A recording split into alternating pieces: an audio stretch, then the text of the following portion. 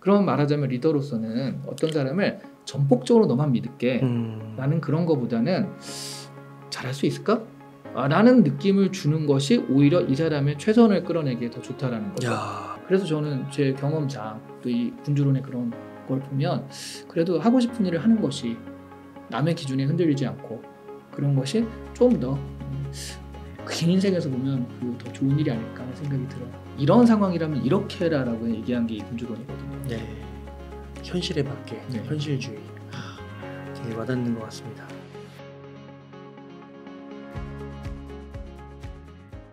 오늘은 아주 개인적인 군주론의 이시안 교수님을 모시고 이야기를 나눠보도록 하겠습니다. 교수님 안녕하세요. 네, 안녕하세요. 네, 교수님 셀프 소개 한번 부탁드리겠습니다. 네, 저는 성신여대 겸임 교수이기도 하고요. 그리고 비즈니스, 테크, 인문 쪽으로 글을 쓰고 있는 작가 이시안입니다. 반갑습니다. 네. 네. 지난번에는 챗 GPT 네. 통해서 만나 뵙고 이번에는 이제 군주론을 통해서 만나 뵙는데 근데 제가 교수님 만날 때마다 느끼는 거지만 네. 정말 박학다식하시죠. 근데 제가 네. 정말 소개할 때 항상 네. 비즈니스, 테크, 인문 쪽으로 글을 쓰고 있다라고 많이 얘기를 꼭 하거든요. 네. 그래서 저번에는 테크 쪽이고 이번에는 네. 인문 쪽으로 글을 써서 왔는데 네. 사람들이 아니 어떻게 이렇게 다양하게 쓰세요? 깜짝 놀라요. 네. 분명히 제가 세 분야를 쓰고 있다고 분명히 네. 얘기를 했는데 네. 그러니까 이게 되게 르네상스적인 인간이다. 네. 현대판. 그렇지 않아도 여기 네. 이 마키아벨리가 르네상스의 세례를 받은 사람이잖아요. 그래요? 네. 그러니까 우선 조금 더 한번 얘기를 네. 해보면은 그 지난번 챗 GPT 네. 그것도 제가 이제 건너 듣기로는 완전 대박 나가지고요. 거의 10세 넘게 찍고. 뭐 그것도 네. 많이 나가고 무엇보다 이제 강의가 엄청 많아서 그러니까요. CEO 강연도 많이 하시고. CEO들은 정말 많이 만났고요. 무슨 장관님부터 네. 그 어떤 은행은요. 네. 그 은행 계열사들 있잖아요. 네. 그 계열사들 대표들만 모인 강의가 있었어요. 아. 탁 하는데 그 뭐 카드장, 은행장 이런 분들 다 앉아가지고 있는데 어. 예전 같으면 후덜덜 했을 텐데 요즘에 하도 CEO들을 만나서 하다 보니까 뭐 그런가 보다. 근데 그런 분들이 왜 듣는 거죠? 챗 GPT를? 챗GPT는 네. 그래서 제가 이제 근데 정말 제가 현장에서 느끼는 거잖아요. 직원 강의가 있고 임원 강의가 있어요. 제가 예를 들어 4월 달에 제가 원래 하는 것 빼고 챗GPT 강연만 24개를 했어요. 그중에 3분의 2가 CEO 대상이었거든요. 거의 주말 빼고 다 하셨네요. 그렇죠. 그 하루에도 2개씩 하고 그랬는데 특히 CEO들이 아침에 그렇게 자꾸 힘들어 죽겠더라고요. 아침에 자꾸 조차 막 이런 거 해가지고. 그래서 CEO 모임이 있었고 근데 직원 강연 가끔 있었는데 3분의 2가 CEO 대상들이었어요. CEO 포럼이라든가 아니면 적어도 그 이사들 이상. 네. 그러면서 느낀 게 이거예요. 직원들은 제가 강의를 하면 오 신기하네 이랬거든요. 네. 근데 CEO들은요 우와 이러고 봐요. 그래서 제가 느끼는 건 챗GPT로 인해서 인력 대체가 일어날 거라고 많이들 하잖아요. 근데 그렇게 얘기했을 때 당장이라고 생각은 안 해요. 한 2, 3년 정도 적어도. 근데 제가 보기엔 당장이에요. 이 CEO들의 관심과 그렇죠. 이걸 보면 근데 그게 하반기부터 바로 일어나거든요. 근데 이게 우리가 느끼진 잘 못할 거예요. 왜냐하면 있는 사람을 자르고 걷다 챗GPT를 넣는 게 아니라 있는 사람은 있지만 신규를 덜 뽑는 식으로 일어날 거거든요. 그러니까 이게 누가 잘리면은 당장에 내가 일자리가 위협받는다라고 하는데 어차피 요즘 청년들은 굉장히 어렵잖아요. 그 청년들이 어려운 게 더 가중된다라는 식으로 이렇게 일어날 거기 때문에 네. 그래서 좀 젖어들듯이 그런 것들이 일어날 것 같아요. 그러니까 이게 CEO 분들은 관심사가 재무, 인사 이런 게 핵심이니까 아무래도 그러니까 그런 쪽을 보시면서 더 감탄하실 수 있는 거군요. 그렇죠. 그러니까 챗GPT를 보면 당장에 저게 인력 감축에 도움이 되겠다가 눈에 보이거든요. 그러다 보니까 그렇구나. 야, 그래서 아무튼 그때 테크로 또 한번 그렇게 해주시고 이번에 이제 인문 쪽으로 그래서 이제 인문과 테크가 또 만난 융합적인 그런 쪽을 추구하시면서 또 이렇게 책을 또 써주셨습니다. 근데 제가 이제 늘 얘기하는 것 중에 하나는 그거예요. 그러니까 기술, 인문 그리고 비즈니스가 다 다른 것 같지만 이게 이어져요.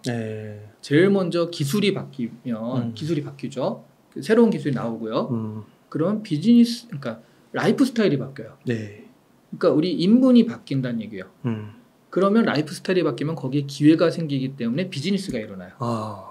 그러니까 예를 들어서 뭐 머리를 감을 때 샴푸를 하고 린스를 하잖아요. 보통 많이 그런데 새로운 뭐 란스라는 새로운 기술이 나왔다 이거예요. 덴트롤. 네, 그런 식으로. 그러니까 샴푸 린스 할 거 없이 란스 하나만 탁 덴트롤 이런 거 하나만 탁 하면 이게 다 끝나는 거예요. 완벽하게. 그러면 이게 이거 괜찮네라고 하면서 샴푸하고 린스하던 라이프 스타일이 바뀝니다. 이거 하나로. 네. 그럼 샴푸나 린스를 열심히 만든다는 데는 새로 적응하지 못하면 굉장히 힘들 텐데 란스라는 덴트롤이라는 새로운 걸 만드는 데는 새로운 기회가 생기잖아요. 그렇죠. 그러니까 기술이 바뀌고 거기에 따라서 라이프 스타일이 바뀌고 비즈니스가 일어난다. 이게 쭉 흐름이어가지고요. 네. 사실은 이 세 가지가 거의 같이 생각할 수 있는 얘기들이에요. 아, 네, 너무 좋은 것 같습니다. 네. 그래서 이 군주론을 또 너무 인문적인 관점에서 네. 뿐만 아니라 여러 그런 것들이 이시안 교수님만의 장점, 네. 그런 독특함, 유니크한 면들이 딱 그게 합쳐져가지고 네. 또 이런 책을 내실 수 있었던 것 같고 또 제목도 아주 개인적인 군주 네. 이렇게 또 내셨어요. 네. 그래서 이 책도 한번 소개해 주시면 좋을 것 같습니다. 네, 일단 뭐 가장 핵심적인 건 군주론의 독자는 사실 군주잖아요. 네. 그럼 실제로 이 군주인 사람이 없잖아요, 요즘엔. 국회의원인가요? 아니죠. 대통령? 대통령 정도 뭐 굳이 따지자면 그런 건데 사실 그렇게 치면은 이 독자가 거의 없는 책입니다. 하지만 이 군주라는 게 여기서는 기존에 뭐 내가 지배하고 군림하고 그런 군주가 아니라 정치 기술을 가진 어떻게 사람들을 리드할 것이며 네. 내가 어떻게 리더로서의 어떤 것을 보일 것인가에 대한 그 기술적인 이야기를 처음 하거든요. 그 전까지만 해도 군주라는 거는 그러니까 마키아벨리가 얘기하기 이전까지만 해도 군주라는 건 그냥 뭐 신이 선택한 뭐 타고난 뭐 이런 것들이었어요.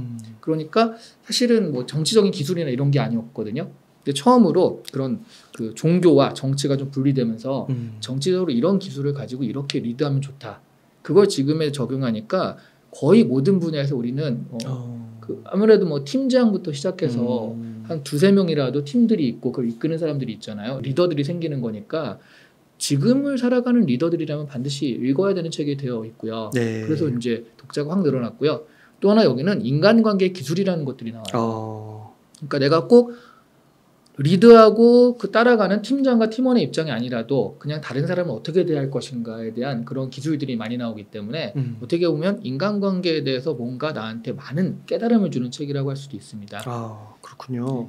그러면 이 책의 저자인 네. 마키아벨리 네. 좀 어떤 사람이에요? 이상한 사람이죠. 이게 정말 사람들이 몇 가지 책 중에서 되게 오해하는 몇 가지가 있어요. 그러니까 데미안 책 있잖아요. 네. 데미안 책의 주인공은 데미안이 아닙니다. 싱클레어가 주인공이죠. 맞아요. 그리고 위대한 개츠비의 주인공도 개츠비가 아니에요. 거기 나오는 그것을 기록하는 닉인가? 하여튼 그 친구가 이제 주인공인데 군주론의 마키아벨리 정도 되니까 네. 적어도 군주론을 쓸 정도면 이 사람은 군주였을 것이다. 또는 안 그러면 어쨌든 뭐 우리나라 치면 영의정 정도까지는 했을 것이다. 네. 총리 정도 그 고위 관료죠. 이런 거 정도까지는 했을 것이다 생각을 하잖아요. 네. 단 한 번도 그런 걸 한 적이 없어요. 그냥 최고로 많이 올라간 게 지금으로 치면 한 7급 공무원 정도입니다. 그래요? 9급 공무원, 7급 공무원을 전전하다가 하위 공무원이었어요. 그리고 그것도 자기 커리어상 계속 그걸 한 게 아니라 잠깐 하다가 추방당해가지고 그 농장 같은 데서 막 그 허드렛 일 하다가 그러니까 그렇게 우리가 생각하기에 삐까번쩍한 삶을 사는 사람이 아닙니다. 그런데도 이제 군주론이라는 걸 써가지고요. 그래요. 그래서 많은 사람들이 마키아벨리 정도 되면 뭐 대단한 어떤 그 정치적인 그런 걸 해봤을 것이다 생각하는데 전혀 그렇지 않다라는 거. 되게 특이한 사람이죠. 근데 이게 동서양을 넘나드는 고전이 되는 거예요. 네. 그래서 그런 것 같아요. 그러니까 내가 지배하는 사람으로서 이런 걸 썼을 때는 그게 잘 눈에 안 들어오는데 이 사람은 그러니까 내가 지배를 받는 사람으로서 이런 군주면은 좋겠다. 그런 것들을 이제 모은 거고요. 또 하나, 그러니까 마키아벨리는요 정말 불행하게 살았거든요. 제가 이 책을 저술한 계기도 제 그 지식 편의점에 이 군주론 파트가 있어요. 거기서 뭐가 있었냐면, 그러니까 이 군주론에 대한 이야기를 하다가 하나를 좀 떼가지고 여기 들어가는 건 아니라서 하나를 떼가지고 그 부록처럼 살짝 한두 페이지 정도 서술한 게 불행을 견디는 법이거든요. 그러니까 마키아벨리가 불행을 견디는 법이라는 그 부분을 했는데 그 부분을 사람들이 되게 좋아했어요. 그래서 그 얘기를 좀 더 해달라 하다가 그게 강의가 되고 또 이 책이 된 겁니다. 네. 결과적으로. 불행을 어떻게 피해요? 견디는 거죠. 피하지 못합니다. 견디는 거예요. 그러니까 이 사람이 왜 불행하냐면, 그러니까 이때 당시가 피렌체가 그 이탈리아가 이제 여러 군데로 나눠져 있었어요. 근데 이 사람이 있는 건 피렌체고요. 그 피렌체가 말하자면 르네상스의 중심지 같은 데거든요. 그 이탈리아 북부. 그렇죠. 약간 북부 쪽으로. 그래서 거기서 얘가 성장을 했는데 그 메디치 가문이 거기에 이제 주 지배자였어요. 네. 메디치가 바로 르네상스를 일으킨 그런 사람들이잖아요. 돈 대준 사람들. 돈으로 일으킨 그런 사람들이잖아요. 네. 근데 메디치 가문이 그러니까 좀 흥망성쇠가 있어요. 거기가 워낙 정세가 복잡하다 보니까 교황이 막 쳐들어오고 프랑스가 쳐들어오고 하면서 흥망성쇠가 있는데 처음에 메디치 가문이 지배를 하다가 물러갔을 때 공화국 체제가 잠깐 됐거든요. 이때 처음으로 마키아벨리가 등용이 돼요. 이때 이제 그 공무원, 외교 쪽 공무원이 돼가지고 등용이 됩니다. 이때 외교 사절로 갔다 그래가지고 사람들이 외교 사절 정도면 대사 정도니까 되게 높은 공무원 아니야 생각하는데 이때 당시는 그러니까 대사로 가봤자 거기서 지금은 서로 보호해주기 때문에 외교관은 어떻게 할 수가 없잖아요. 당시로서는 그 국왕에서 틀리면 죽여 이러는 때이기 때문에 이게 높은 사람들이 가는 데가 아니에요. 언제 죽어도 상관없는 사람들이 가는 데거든요. 네. 그러니까 그래서 이제 그런 대사로 가가지고 외국의 왕들이나 이런 사람들을 좀 만나요. 보게 되고 그러면서 그런 걸 좀 관찰하는데 근데 공화국 시절에 잠깐 그렇게 등용이 됐다가 메디치 가문에 다시 복권이 돼요. 그러니까 마키아벨리는 이런 거죠. 전 정권의 부역자인 거예요. 그러니까 메디치 가문을 쫓아낸 공화국 체제의 부역자인 거예요. 그러니까 잡아가지고 너 반역했지 이러면서 구문을 뭐 날개 꺾기라나 이렇게 그러니까 이렇게 달아맸다가 툭 떨어뜨리면 이게 어깨가 탁 꺾이잖아요. 그 6번을 당했는데 너 그 반역하고 죽이려고 한 거 맞잖아. 근데 안 불고 끝까지 버텼습니다. 그러다가 그냥 그럼 너 가 해가지고 그 교황이 새로 오면서 사면을 받아요. 그리고 농장으로 쫓겨난 거죠. 그때 쓴 게 군주론이에요. 그러니까 말하자면 이런 거죠.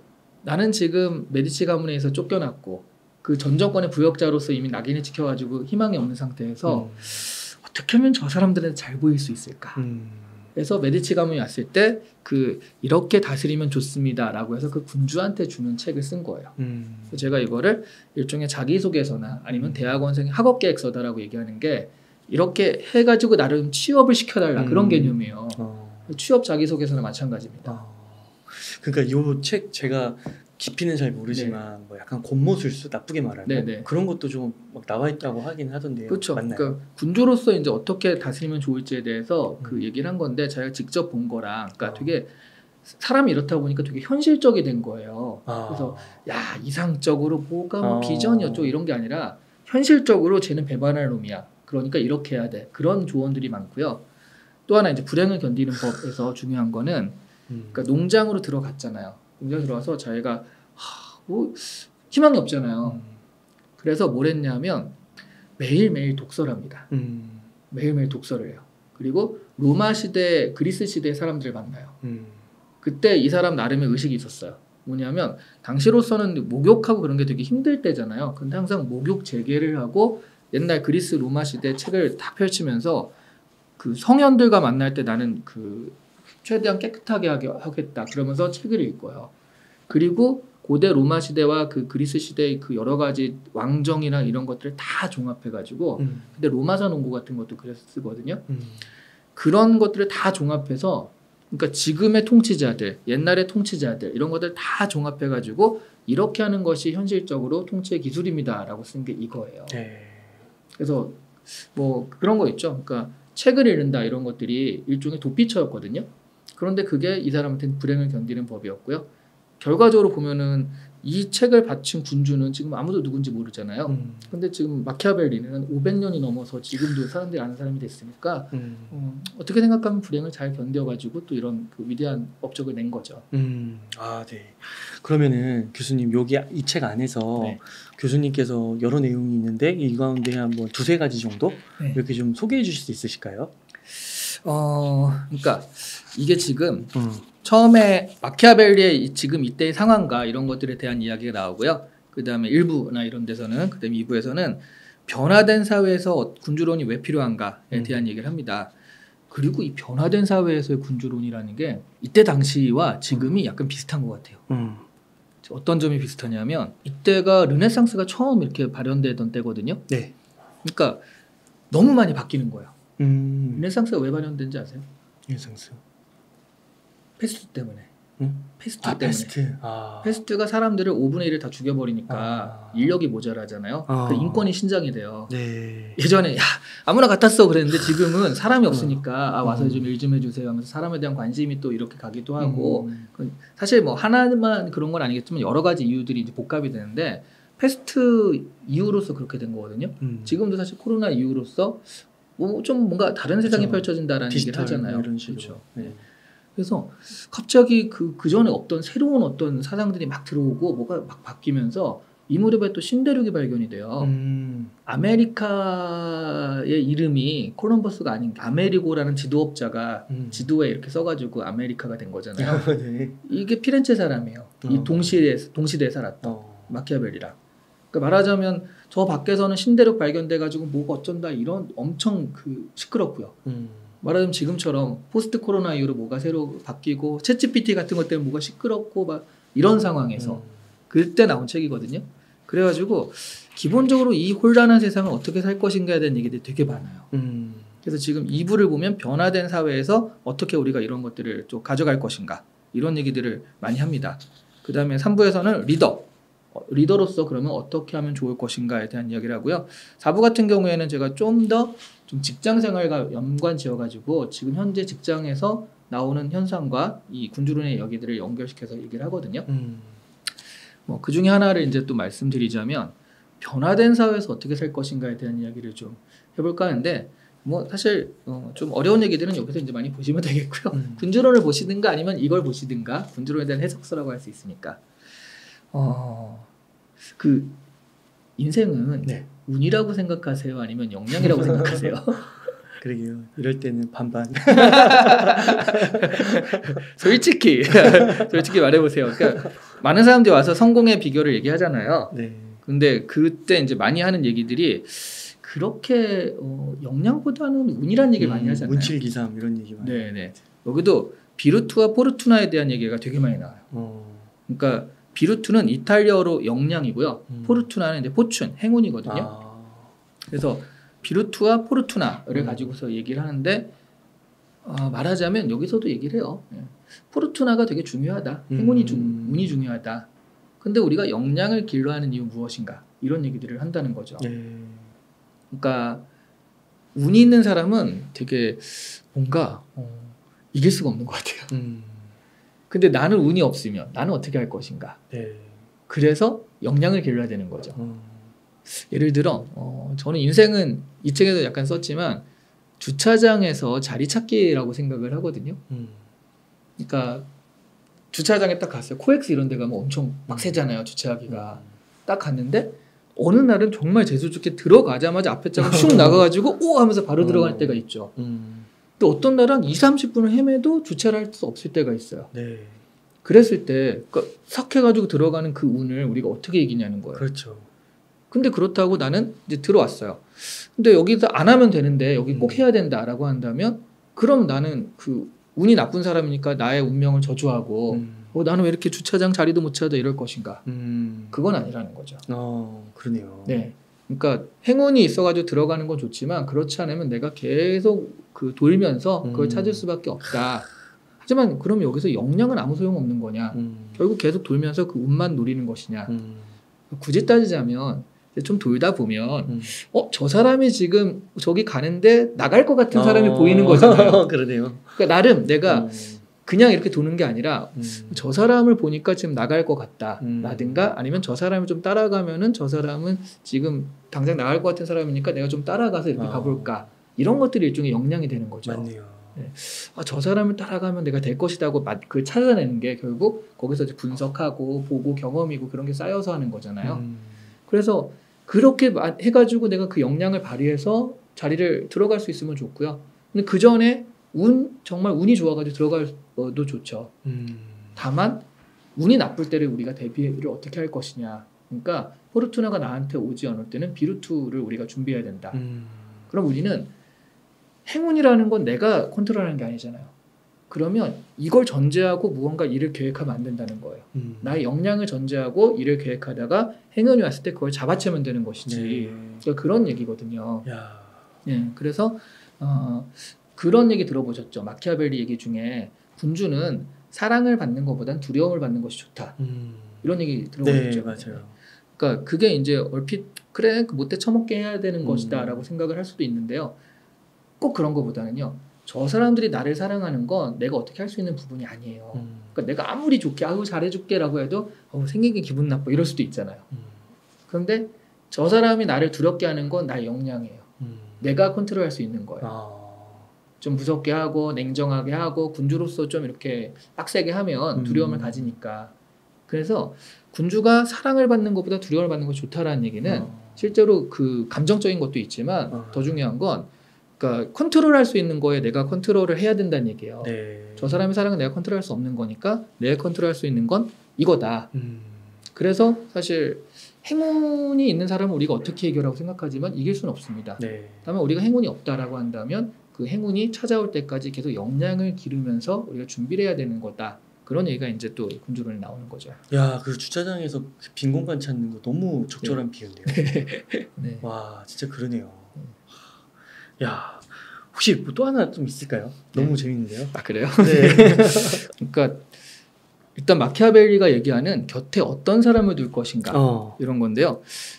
재밌는 게 그러니까 내가 정말 믿을만하고 그 뭔가 로얄티가 있는 사람을 옆에 두면 좋을 것 같잖아요. 네. 근데 마키아벨리는 의심스러운 자가 더 유용하다라는 얘기를 해요. 왜 그러지? 뭐냐면 이미 그런 사람 있잖아요. 아우 난 이 사람이랑 거의 형 동생 하는 사이야. 뭐 이런 사람들은 그러니까 오히려 나한테 좀 더 잘 보이거나 좀 더 열심히 하지 않습니다. 형 동생 하는 사이인데 실수하고 놀더라도 아유 형이 하겠어 뭐 이런 식으로 생각을 하기 때문에 그러니까 내가 일을 할 때 별로 그렇게 유용한 사람은 아니에요. 네. 근데 아직 저 사람 진짜 일단 능력적으로 괜찮은가? 라든가 아니면 여기서 이제 뭐 배신할 것인가? 뭐 이런 식의 의심을 받는 사람은 자신의 그런 걸 증명하기 위해서 열심히 한다는 거예요. 그럼 말하자면 리더로서는 어떤 사람을 전폭적으로 너만 믿을게 라는 그런 거보다는 잘할 수 있을까? 라는 느낌을 주는 것이 오히려 이 사람의 최선을 끌어내기에 더 좋다라는 거죠. 야, 그러네요. 그럴 것 같아요. 네. 그러니까 이게 하다 보면 깜짝깜짝 놀라는 게요. 마키아벨리가 진짜 너무 사람을 악마적으로 표현을 하거든요. 사람 너무 이기적이고 지만 알고 뭐 이렇게 표현을 하는데 맞아요. 읽다 보면 그래 맞아 이렇지 이런 게 탁탁 들어오는데 정말 나를 믿고 그 신뢰를 하는 사람을 위해서 내가 과연 그 신뢰를 이미 받았으니까 더더욱 그 신뢰를 끌어내기 위한 역량을 최대한 발휘하지는 않는다는 거. 네. 그런 부분에서는 오히려 그걸 끌어내야 된다라는 거고요. 그래서 밸런스를 맞추는 걸 되게 중요하게 생각해요. 네. 그러니까 이게 군주론이라는 게 이게 그러니까 수평적인 관계보다는 네. 아무래도 뭐 국가의 일을 네. 다루고 뭐 행정을 다루고 이러다 보면 상하 관계가 있는 거고, 그렇죠. 사적인 관계보다는 공적인 네. 다른 이제 뭐 그 당시는 뭐 백성이라든가 뭐 지금은 이제 시민이 되겠죠. 그런 게 연루되다 보니까 그런 부분이 필요할 것 같네요, 진짜. 네. 그리고 결국 리더로서도 그래야 될 것 같아요. 맞아요. 그러니까 리더가 우리가 수평적 리더십 어쩌고 하지만 실제로 우리가 들어가 보면 책임을 지는 건 리더거든요. 그러니까요. 책임이 중요한 문제 같아요. 그러니까 그 팀원 입장에서는 책임은 안 지고, 그렇죠. 근데 권리는 같이 받고 싶어하고. 맞아요. 그러니까 뭐 수평적인 그게 중요하다. 그러면 책임도 나눠 가져야 되는 그렇진 않잖아요. 그러니까 리더가 거기에 휘둘리면 그렇죠. 그러니까 다 고생은 고생대로 하는데 리더도 근데 책임은 자기 혼자 다 뒤집어 쓰고 이런 일들이 벌어질 수 있거든요. 그렇죠. 딱 생각만 해도 예를 들어서 뭐 상급자나 하급자가 있는데 수평적인 걸 너무 따지면 하급자는 말씀해 주신 대로 책임에 대한 어떤 일의 결과에 대해서는 막 그렇게 상급자보다는 예를 들어 임원보다는 많이 챙기지 않을 거 아니에요. 그렇죠. 임원은 진짜 1년 2년 있다가 다시 계약을 해야 되는 거고. 그렇죠. 그러니까 그런 부분에 있어서 이 수평 쪽으로만 간다고 해서는 이게 뭔가 잘못된 거죠, 애초에. 그렇죠. 그래서 이거는 그러니까 리더로서는 내 책임이다라는 게 딱 있으면 네. 사실은 리더의 통치의 기술이 되게 비정해 보이긴 하지만 그렇죠. 근데 그것이 오히려 이 리드하고 팀을 이끄는 데서 훨씬 더 유용한 기술이 되겠다라는 거예요. 여기 또 그런 것도 나와요. 그러니까 가령 팀원들이 이렇게 싸우잖아요. 그럼 팀장 입장에서는 보통은 어떻게든 잘 봉합해가지고 뭘 하려고 하잖아요. 그러니까 그 밸런스를 잘 조정해서 야 좋은 게 좋은 거지 이렇게 하려고 하잖아요. 여기선 그렇게 하지 말아라라고 얘기해요. 예, 아예 그러니까 아니 좀 이렇게 밸런스 조절해가지고 이렇게 할 정도면은 얘네들이 이렇게까지 싸우지 않을 것이다. 이렇게 지금 팀장도 알 정도로 이렇게 난리가 나 있는 상태는 이거는 이제 봉합이 안 되는 거거든요. 그러면 차라리 한쪽 편을 들라는 거예요. 둘 다 이렇게 하다가 둘 다 미움을 받아가지고 아무도 나의 말을 듣지 않으니까 조금 한쪽 편을 들어서 이쪽 그러니까 편을 들면 완벽하게 이쪽에 힘을 다 실어주라는 거죠. 그럼 이쪽은 그 힘이 죽잖아요. 그 리더가 그렇게 하면. 그러니까 이쪽을 죽여버리고 이렇게 죽이는 게 아니라 이번 건에 대해서 그 새를 죽여버리고 이쪽에 딱 몰아주면 은혜를 입은 자들은 그래 팀장님 내 편이구나 하면서 로열티가 이제 샘솟는 것이고요. 그렇지 않은 자들은 아까 우리 얘기했던 그러니까 내가 지금 어떤 능력을 증명 못했으니 다음에 내가 해야겠다라는 그런 걸로 이제 끌어낸다라는 거죠. 이 부분에서 저는 아까 이게 아주 개인적인 군주로 소소한 리더십으로 적용을 해보면 제가 딱 지금 기억나는 게 뭐냐면 제가 두 딸이 있는데 둘이 딸이 싸워요. 근데 처음에는 이제 A라고 B라고 할게요. 그러면 A랑 B가 싸울 때 제가 그걸 못 봤잖아요. 일을 못 봤기 때문에 싸우면 자기들의 입장에서 막 얘기를 하는데 밝힐 수가 없어요. 근데 그래서 제가 처음에는 그거를 밸런스적으로 접근해서 둘 다 잘못했어. 싸우지 마. 이렇게 했거든요. 근데 지금 딱 저 느낀 게 제가 그 다음부터 좀 깨달아서 끝까지 보고 한쪽 편을 들어요. 그러면은 이제 그게 그렇게 되면 다음번에 더 논리적으로 얘기를 하더라고. 그렇죠. 그래서 그 다음에는 아빠가 또 한쪽 편을 든다. 뭔가 이제 그런 식으로. 그러니까 아예 더 이렇게 자기 주장을 정확하게 하더라고요. 그렇죠. 벌써 두 딸을 아주 하드하게 군주론에 맞춰서 마키아벨리즘에 맞춰서 교육을 시키고 계신데 너무 싸우니까. 그러니까 어설프게 괜히 둘 다 이제 평균 그 균형을 찾으려다가 이게 이도저도 아니고 서로 분란만 깊어지고 맞아요. 나에 대한 권위도 무너지고. 그러니까 차라리 은혜를 입히려면 크게 입혀라. 뭐 이런 얘기를 합니다. 그러네요. 되게 일리가 있는데. 그리고 여기 또 마키아벨리즘이라고 해서요. 그러니까 원수를 밟으려면 끝까지 밟아라 이런 얘기도 나오고요. 저 사람은 내가 건드리면 안 되겠다라는 생각이 들 정도로 그러니까 어설픈 동정을 보이다가는 그러니까 그런 것까지 안 가는 게 제일 좋죠. 그런 것까지 안 가도록 하다가 그렇게 필요할 때는 그렇게 해라. 근데 여기서 중요한 건 이거예요. 그러니까 이게 벌이 들어가는 거잖아요. 그럼 팀장으로서 상도 있고 벌도 있다면 그 벌에 감정이 들어가면 이거는 되게 안 좋아져요. 사람과 사람이니까. 그랬을 때 원리 원칙이라는 걸 앞에 가져오라는 거죠. 그러니까 이거 그대로 그러니까 밟아라라고 했을 때 이걸 그대로 우리가 지금 적용하면 약간 지금 어디까지 밟아야 돼 이런 생각이 들잖아요. 그래서 지금 현대적으로 좀 적용을 하면 제가 이제 한 얘기는 그거예요. 두 쪽의 편을 들 때는 이쪽이 안 좋다 아니다라고 했을 때는 원리 원칙 규칙 이런 걸 가지고 눌러야 돼요. 근데 감정이 들어가서 누르면 나 쟤 싫어 그러면 이제 서로 이게 깨질 수밖에 없는 상황이 되거든요. 그런데 이 사람을 편들 때는 약간의 배려, 나의 어떤 아량 이런 것들이 들어갔을 때 이제 굉장히 고마워하죠. 그런 식으로 좀 적용을 할 수가 있을 것 같아요. 네, 좋습니다. 그러니까 이게 지금 군주론이 전반적으로 보자면요, 결국 기준이나 그 어떤 관점을 나한테 가져오는 것에 대한 문제인 것 같아요. 그러니까 내가 컨트롤할 수 있는 걸 만들어라는 얘기거든요. 그러니까 제가 이제 그 행운과 역량에 대한 얘기를 할 때도 결과적으로 행운이 훨씬 센 거지만 역량은 내가 할 수 있는 부분이기 때문에 그 역량에 집중해라 이런 거라면 전반적으로 해서 내가 할 수 있는 부분에 좀 집중하고 할 수 없는 것들은 그냥 그것까지는 놔둬라 이런 개념이라고 봤을 때 그게 그런데 안 그렇게 되는 이유가 뭐라고 생각하세요? 다시 한번. 그러니까 나는 내 거에 집중하면 되는데 그러니까 내가 생각하기에 맞는 거 내가 할 수 있는 거에 집중하면 되는데 자꾸 내가 할 수 없는 거라든가 아쉬운 거 이런 거에 집중을 해서 그런 거에 자꾸 신경을 써가지고 일을 그르치게 되는 가장 큰 이유는 기준이 남한테 맞춰져 있어서 그런 것 같아요. 그러니까 나는 내가 생각하면 이거 하면 되거든요. 네. 근데 다른 사람의 기대, 다른 사람의 원망, 이 정도는 해줘야지라든가 아니면 이 정도는 해줄 거야 이런 것들의 그런 기대나 이런 걸 생각하다 보니 이게 그러니까 그게 안 맞을 수 있잖아요. 네. 그래서 제가 이 군주론을 읽으면서 느낀 거는 그런 겁니다. 그러니까 내가 잘할 수 있는 거, 내가 맞다고 생각하는 거 집중해서 그냥 그 길을 탁탁탁 가면은 네. 결과적으로 그 리더로서 쭉 끌고 가는 것이 될 수 있다. 그 다른 사람 시선이 별로 불필요하다는 걸 느낀 것 중에 하나가 기준이 지금 아마 취업 준비하거나 이런 사람들한테도 되게 그 맞는 얘기가 될 것 같은데요. 이 안에서 제가 소개한 얘기가 제가 옛날에 네. 군대를 갔다 와서 대학에 복학을 했을 때 복학생 아무도 안 놀아주잖아요. 혼자서 밥 먹고 막 친구들 뭐 단대 가 그렇잖아요. 그래서 그때 되게 농구에 빠졌었어요. 그래서 하루에 13시간씩 농구하고 그랬어요. 진짜요? 네. 그 농구 늘 하는 애들이 있어가지고 걔네들이 하다가 심심하면 그냥 혼자 농구장 가면요. 혼자 오셨어요? 저희랑 한번 같이 하세요. 뭐 팀 해가지고 또 하기도 하고. 와. 그때 학교 축제에서 3대3 농구대회 있었는데 나가서 우승했었습니다. 저 잘하셨네요. 농구. 저 친구들이 190 막 이래가지고 그래서 그 정도로 농구를 하루 13시간씩 막 이렇게 했었어요. 한 8개월을 그랬었는데 그때 정말 그 많은 선배들이 뭐라고 했냐면 네. 미친놈아 네가 지금 복학해가지고 이거 농구나 하고 있고 전공 공부해도 모자란 판에 이거 말이 되냐. 좀 그 쓸데없는 일 그만하고 좀 쓸모 있는 일 해라. 공부를 해라. 막 이렇게 얘기를 했거든요.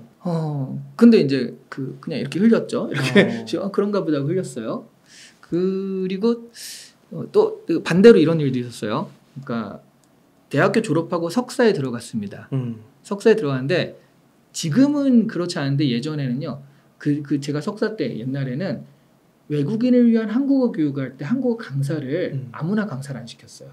그 자격증을 줬는데 석사 정도까지 간 사람한테 한 달 정도 교육을 해가지고 자격증을 줬어요. 그게 아무나 할 수 없는 거였고 굉장히 희귀한 일거리였죠. 네.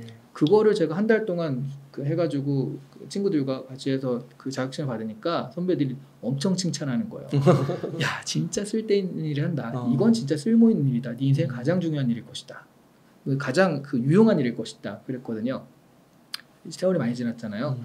저는 외국인한테 한국어를 가르쳐 본 적이 단 한 번도 없어요. 그때 그렇게 너무 유용하고 좋은 자격증이고 좋은 일을 했다라고 하는데 저는 그걸 써본 적이 없어요.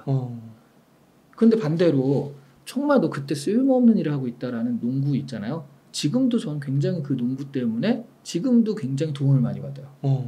지금은 그렇다고 조기 농구를 한다 그런 게 아니라 그때 그렇게 해가지고 체력이 되게 좋아요. 아직도. 네. 그 하루 13시간씩 8개월을 그렇게 떴다고 쳐보세요. 그다음에 딱히 그다음에 뭐 어떤 운동을 많이 한 건 아닌데 저는 지금도 그때 쌓은 체력이 아직도 가고 있다라고 생각을 하는데 그래서 제가 책을 쓰는 거 뭐 해보셔서 알겠지만 되게 쉬운 일이 아니잖아요. 얼마나 앉아서 이렇게 버티느냐의 문제인데 그런 거 뭐 밤새 가지고 뭐 하고 강연 가고 이런 것들이 지금도 가능한 게 그때 쌓은 체력 때문이거든요. 네. 그때 많은 사람들이 되게 쓸모없다 하는 일이 제 인생에서 되게 쓸모 있었고요. 야 진짜 너 정말 잘하는 짓이다. 정말 유용하다라고 했던 그 기준의 일들은 저한테 정말 쓸모없는 일이었어요. 그러니까 이게 정말 쓸모없고 쓸데있고를 누가 언제 어떻게 왜 그걸 판단하냐는 거예요. 그래서 이런 생각을 해요. 어차피 지금 내가 그걸 판단하지 못할 거라면 하고 싶은 일을 하자. 그리고 내가 하고 싶은 일은 언젠가 내가 하고 싶은 일이니까 연결이 되기 때문에 반드시 내 인생 어딘가 어느 지점에서는 쓸 데가 있을 것이다. 네. 라고 생각을 하시면 지금 많은 사람들이 이 일을 할까 말까 되게 고민하는 것들이 많잖아요. 네. 그게 이제 나는 하고 싶은데 사람들이 하지 말라는 일들이 그렇게 고민을 하는 거거든요. 네. 그래서 저는 제 경험상 또 이 군주론의 그런 걸 보면 그래도 하고 싶은 일을 하는 것이 남의 기준에 흔들리지 않고 그런 것이 좀 더 긴 인생에서 보면 더 좋은 일이 아닐까 하는 생각이 들어요. 그렇군요. 그게 마키아벨리가 이제 그런 식으로 얘기를 하는 거예요. 자기 통제할 부분에 집중하라. 그렇죠. 내가 통제할 수 있는 부분을 통제하고, 그러니까 이 군주론 전체 기조가 약간 그렇습니다. 네. 그러니까 많은 분들이요, 이 마키아벨리가 마키아벨리즘이라고 해서 좀 어떻게 보면 좀 사악한 그런 어떤 기술들을 얘기한다라고 생각을 하는데 그렇긴 해요. 그러니까 그게 이제 인간은 좀 이기적이다라는 전제하에서 제가 어차피 나를 배신할 테니 먼저 배신해라 뭐 이런 얘기도 나오기도 하고요. 네. 밸런스 게임 같은 것도 있어요. 제가 여기서 밸런스 게임을 만들었는데 가령 여기서 밸런스 게임 같은 이런 얘기 마키아벨리즘에서 이런 얘기를 하거든요. 군주는 관대한 게 좋을까요? 아니면은 뭔가 냉정하고 아니면은 저 사람은 좀 너무 무섭다 이런 얘기 듣는 게 좋을까요? 관대하다와 그러게요. 보통은 뭐 유비, 관우, 뭐 조조 뭐 이런 거 하면은 관대하게 덕을 지녔기 때문에 뭐 그런 얘기하고. 네, 그러니까 관대하다는 말과 인색하다는 말 둘 중에 하나를 들어야 된다라고 한다면 인색하다는 말을 듣는 게 낫다는 거죠. 그래요. 네. 왜냐하면 관대함은 항상 화려함과 같이 가요. 내가 관대하니까 군주로서 관대한다는 얘기는 뭔가 베푼다는 얘기거든요. 그러면 항상 이 사람을 위해서 식량을 준다든가 보물을 준다든가 돈을 준다든가 그래서 우리 군주는 관대해. 그렇다라고 한다면 곡간이 빈다는 거예요. 그래서 마키아벨리는 이때 당시가 워낙에 혼란한 시대이기 때문에 그 군사를 양성해야 된다는 거거든요. 돈은 군사를 양성하는 데 써야 된다. 네가 관대하다는 얘기를 듣고 있다라는 건 그거는 네가 돈을 지금 막 쓰고 있다는 얘기다. 그런 얘기를 해요. 워낙 정세가 혼란스러우니까. 네. 그래서 그럴 수 있겠네요. 그러니까 차라리 인색하다는 얘기 듣는 것이 낫다. 인색하다는 거는 그만큼 돈을 안 쓴다는 얘기고 팍팍 뿌리지 않는다는 얘기는 그거를 이제 군사나 이런 데 집중해가지고 그 병사를 양성할 수 있다는 얘기니까 그래서 둘 중에 하나를 들어야 된다면 인색하다는 얘기가 낫다라는 거. 그건 되게 맥락에 따라 좀 달라질 수 있겠네요. 그렇죠. 그래서 맥락에 따라 달라지는 걸 갖다가 지금 이렇게만 보니까 관대할 필요가 없다 뭐 이러니까 마키아벨리즘 되게 악마 같은 거야 뭐 이렇게 생각을 하는데 꼭 그런 건 아니에요. 그럴 수 있겠네요. 그러니까 되게 이걸 보면 이성적으로 이런 상황에선 이렇게 저런 상황에선 저렇게 해서 상황이나 어떤 이 환경에 맞춰가지고 어떤 것들을 얘기할 때 지금도 보면 논리적이다라고 이제 끄떡끄떡 이해가 되는 거거든요. 이 맞죠. 왜냐면은 뭐 이렇게 즐기고 베풀고 이렇게 즐기는 것들 그런 것들이 생존보다는 앞설 수 없잖아요. 그렇죠. 죽으면 다 땡이잖아요. 생존이 최우선인 거니까 우선순위를 그쪽에다 두면 이제 인색하는 게 맞는 거지. 그래서 이제 한 가지 꼭 풀고 싶은 오해는 이거예요.